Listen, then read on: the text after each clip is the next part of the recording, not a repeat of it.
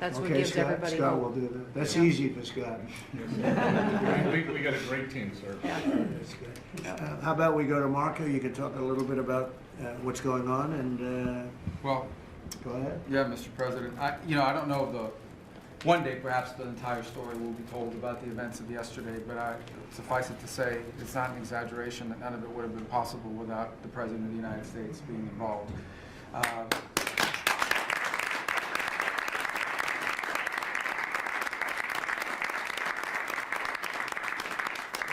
It really began with your trip to the Middle East, where these relationships were forged with partners in the region, personal relationships, close relationships that created the foundation where all of this was possible.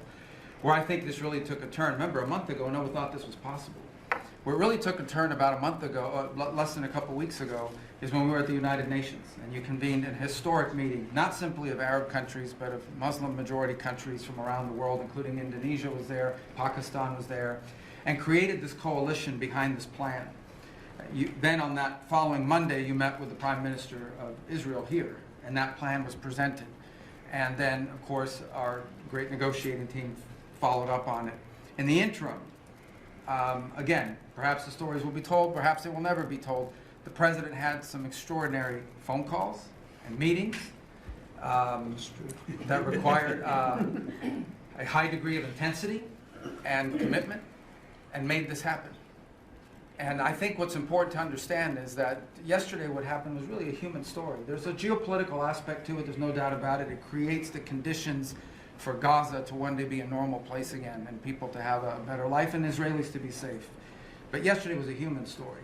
And because of the work you put in, and honestly, not only is there no other leader in the world that could have put this together, Mr. President, but frankly, I don't know of any American president in the modern era that could have made this possible. Because of the actions you have taken unrelated to this, and because of who you are and what you've done and how you're viewed.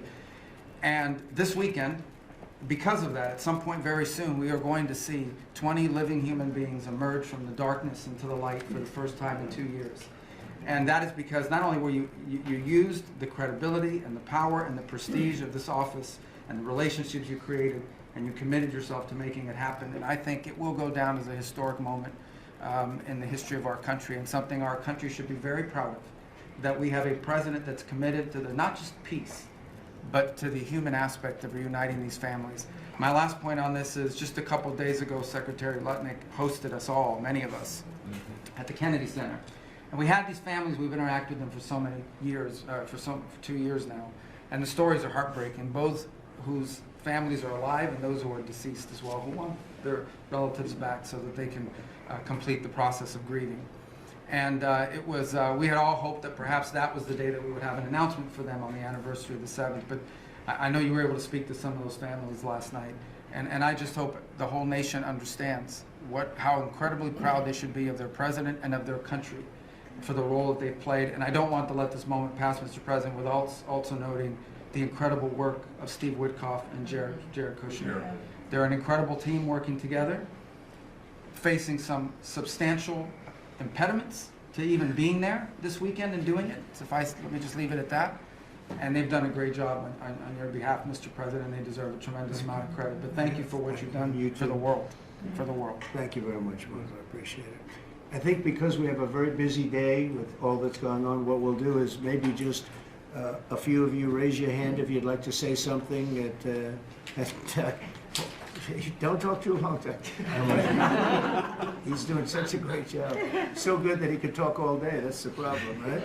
But go ahead. And what we'll do is just take a few hands, and then we'll go back to getting peace done. Okay? We'll go a little bit quicker. We'll take a